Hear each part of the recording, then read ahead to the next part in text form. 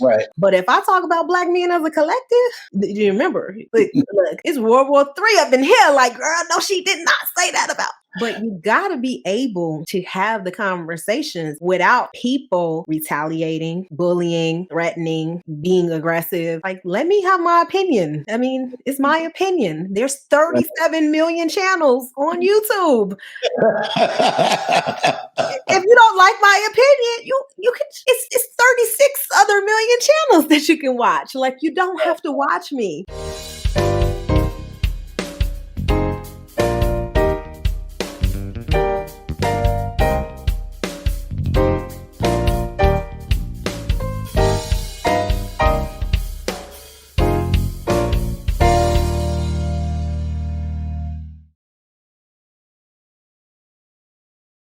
A lot of people mix up manosphere, Black manosphere. So let's just give a summation. Because of the way I grew up, I understood exactly why manosphere, which is mostly white, existed. And I understood why that male space existed. Yeah. The reason, and I'm going to speak more towards the African-American side of it, it is because in the 90s, heterosexual African-American men were losing their voices. And they was told by the dominant media that we was dusty, we wasn't this, we wasn't that. We was basically the scum of the earth. Now, I'm a product of the 1995 When you say dominant media, like kind of who are you referring to? I'm trying to figure out. MSNBC, we're looking at ABC. Like news sources. News courses. And in dominant media, especially in music, in movies, regular television, that whole, heterosexual Black male was starting to be the worst thing that you could say is on the face of the earth. Meaning, we was called dusty. We was called broke. Now, I'm telling you, I lived it, so I'm older, than let's say your 20-year-olds. So I watched it over and over and over again. So in 1995, the African Americans came together, called the Million Man March, and we was going to go back to the community. We was going to do this, do that, and everything else. But 2 years later, the women had their march, and it wasn't about the Black family and the Black community. It was about them. So what started the Million Women March? Oh yeah, I remember the Million Women. And so once they had that, what ended up happening was, because most African American women are the money people, a lot of the policies and politics started going towards women. And so a lot of Black heterosexual men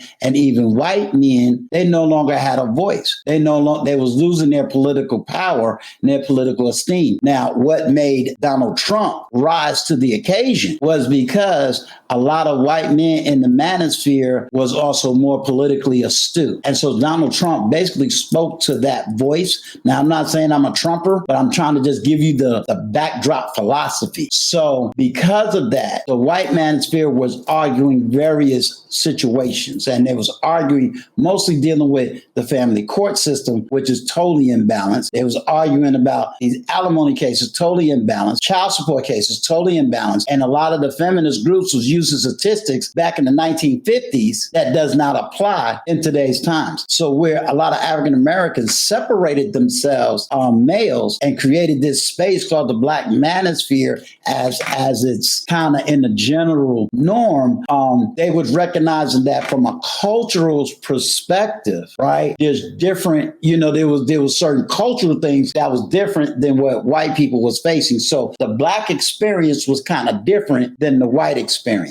So that's where the totality of the Black manosphere began to come from. Now, there's so many freaking names that if you ask me to go and give you all the historical names of the beginners and the second tier and all these other tiers, I can't go over, but I got people that can give it to you. That's where this is coming from. So when you hear the tiers of the manosphere, or historical tiers, in other words, there was a certain group that started and then another wave came in and now, I guess there's a third wave.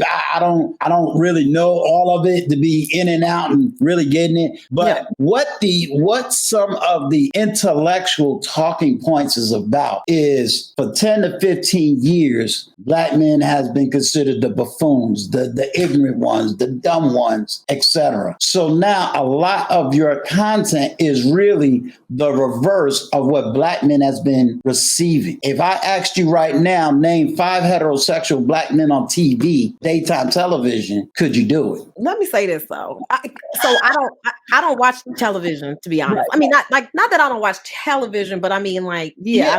I don't know about daytime TV, right? Like, I know we got Judge Mathis, you know, we had Judge Joe Brown. We have 3 black male judges, actually. Now watch this. You just said 3. Yeah, because it's the American court. Programs you got? Huh? How many female programs you got? So here's the thing, though. This is what I will say. Okay. This is what I'm saying, Uncle Stu. Go for it. I don't like that black men compare themselves to black women because or to any woman, because I think that men should compare themselves to other men. Mm-hmm. And I will say this about men. I disagree with how they derived, because I don't think that men lost their voice. I don't agree with, because the feminist movement, men gave those women power. They gave those women those power, and it was white women. And to be honest, like, black women did not identify, or even if they did identify with the white feminist movement, they were often left out of the conversation and the negotiation. Once the white women got what they wanted from the negotiation, the power, whatever, they really didn't care about our needs and what we wanted. So black women who were in the feminist fight, they had to separate and like have a totally different, like, to call it the black feminist movement, like, in order to make sure that the concerns was centered around black women and their experience and what they wanted. Sure, we benefit from like the feminist movement, all women, right? If we're working, you know, if you have competitive salary, your education, all those things, access, right? We were able to obtain those things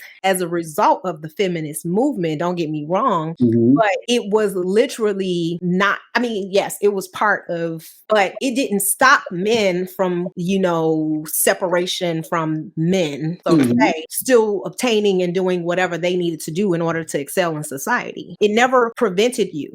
But black women also went through 90s music, being called bitches, hoes, being called degrading names, over sexualized, exploited. So there was things happening on both ends, especially black women. If you look back, they were labeled the welfare queen, even though government assistance was targeted at black women, became the face of it, even though we weren't even the majority of people benefiting from it. And somehow we're still the face of it. So we're also looked at like they just live off the government. They don't have, you know, they got all these baby daddies. They ain't got nobody taking care of them. A lot of people actually stereotype black women the same that they do black men. Nobody is preventing either one of us from fighting these stereotypes and doing what we need to do. Like, nobody's preventing either one of us. Let me ask you a question. You said you study feminism, right? Well, black history, but yeah, feminist movement was part of it. I didn't study it, but have you read any Bell Hooks books? Of course.